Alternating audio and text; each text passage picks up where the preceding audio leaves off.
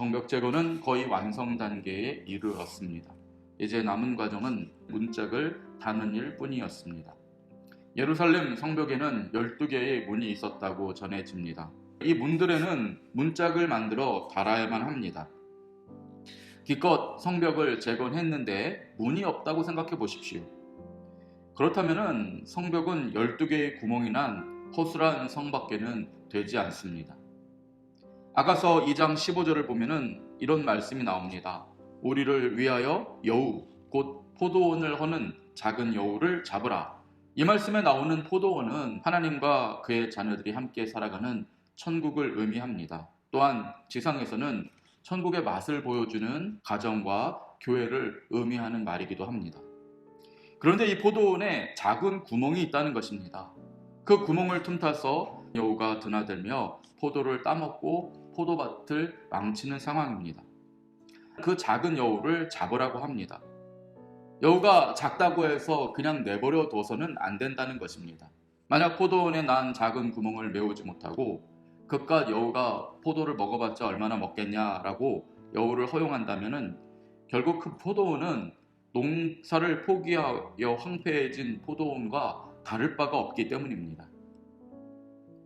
지금 느헤미야와 백성들은 성벽을 거의 완공했습니다. 99%는 완성했다고 할 수 있습니다. 하지만은 그것을 100% 완성했다라고 말할 수는 없습니다. 99%의 완공은요, 100%와 가까운 것이 아니라 아무것도 하지 않은 것과 가까운 것입니다.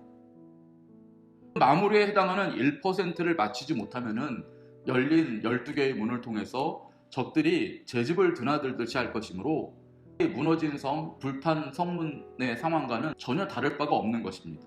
느헤미야는 이 사실을 알고 있었을 것입니다. 문제는 적들도 그 사실을 잘 알고 있었다는 사실입니다. 그래서 적들의 총공격이 시작됩니다. 산발락과 도비야와 게셈이라는 대표적인 적들은 물론이고 그 나머지 원수들이 힘을 합쳐서 예루살렘 성벽에 문이 완성되지 못하도록 막으려고 했다. 본문은 기록하고 있습니다. 이때 적들은 화해의 몸짓으로 느헤미야를 꼬여내려고 했습니다. 대화 좀 하자는 것입니다. 오노평지라는 중립지대에서 만나서 양쪽의 지도자들이 허심탄회하게 대화를 한번 하자 그렇게 말했습니다. 하지만 느헤미야는 적들의 의도를 간파했습니다. 그들은 평화의 메시지를 전하고 대화로 풀자고 제안하지만 실상은 그곳에서 느헤미야를 납치하거나 살해하거나 감금함으로써 남은 일을 중단하게 하려는 속셈이었던 것입니다. 적들은 우리가 약할 때는 조롱하고 위협합니다.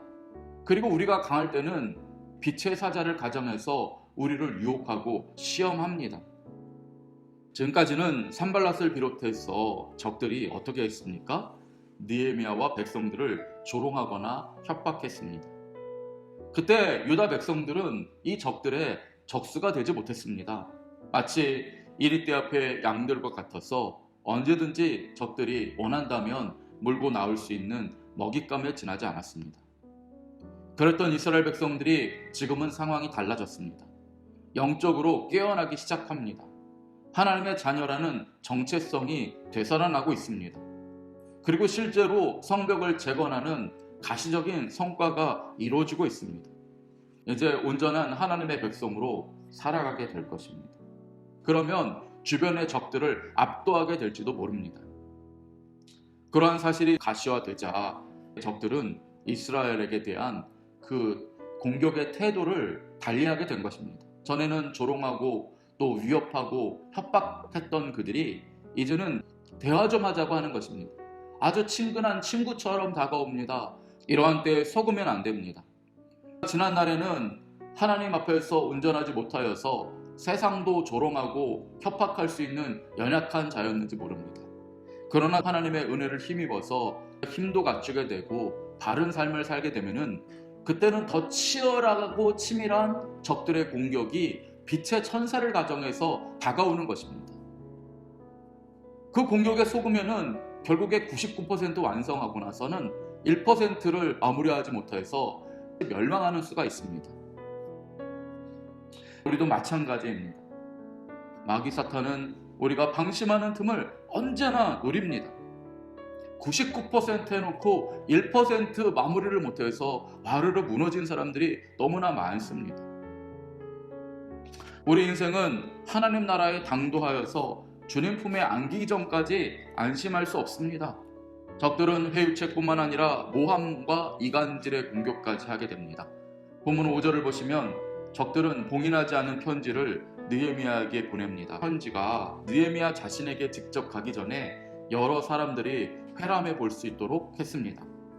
그런데 그 편지의 내용에는 느헤미야가 예루살렘의 왕이 되려 한다라는 그런 내용이 담겨 있었던 것입니다. 그렇게 되면 백성들은 실망하고 낙담하여서 1% 남은 일을 하지 않게 될 것을 의도한 것입니다. 이는 모함이고 이간질이었습니다. 그때 느헤미야가 어떻게 했습니까? 오늘 말씀을 보시면 적들에게 일일이 찾아가서 대화를 하거나 오해를 풀라고 접근하지 않았다는 것을 알 수 있습니다. 흰 소리에는 무시가 약입니다.